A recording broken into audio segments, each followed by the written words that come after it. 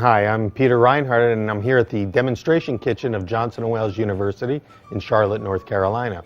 And we're going to show you how to make a batard, a shape of dough that can be used for almost any kind of bread dough, typically for a French bread or white dough, but can be used for whole wheat, whole grain, multigrain, and it's a classic shape that is great for table breads.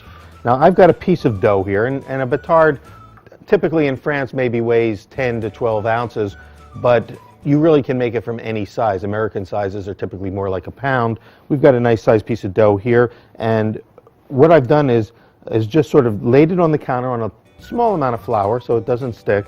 I'm going to put a little bit of flour on my hands, and the most important thing at this stage, the dough having already fermented and risen once, is I want to preserve the gas that's in the dough, the carbon dioxide, so that I get a much nicer hole structure. We want large, irregular holes, and to get that, we have to be careful not to squeeze all the air out that we've already developed. So this is the smooth side. I'm going to flip it over to the rougher side, and the trick now is to just pat it into a rectangle without pressing out all the gas. I'm going to take the top of the dough and bring it to the center, and with my fingertips, just press it in to create a little bit of surface tension. Take the bottom of the dough and fold it also to the center, so we've now created a seam. If the dough starts to stick to your fingers, just dip them in some flour and press that seam. So the only place we're squeezing out the air is right here where the seam is.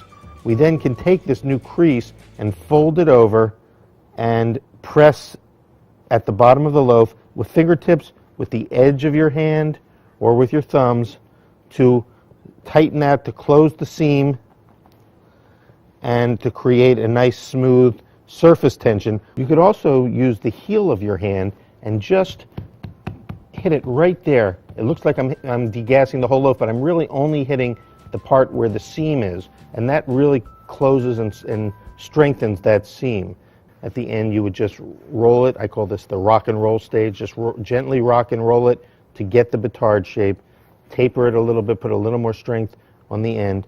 Now here's a more typical French size batard, and again we just flip it over, get the rough side down, very quickly create that channel, fold it over, and the little flour, pinch it closed.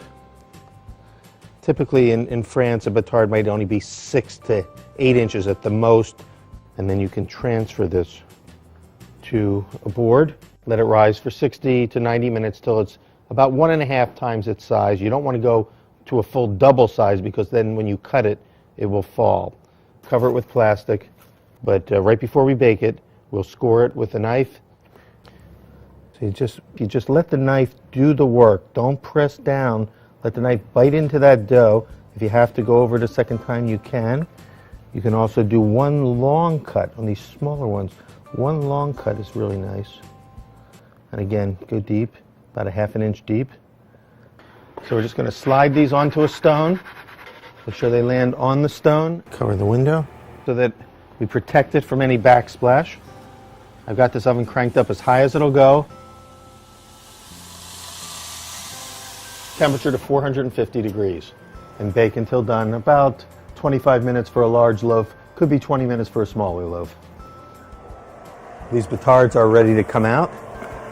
We've got some blooming in the crust, and we've got a large batard, or as the Americans call it, a stick bread or a torpedo loaf, and a small version of a batard more in the European style.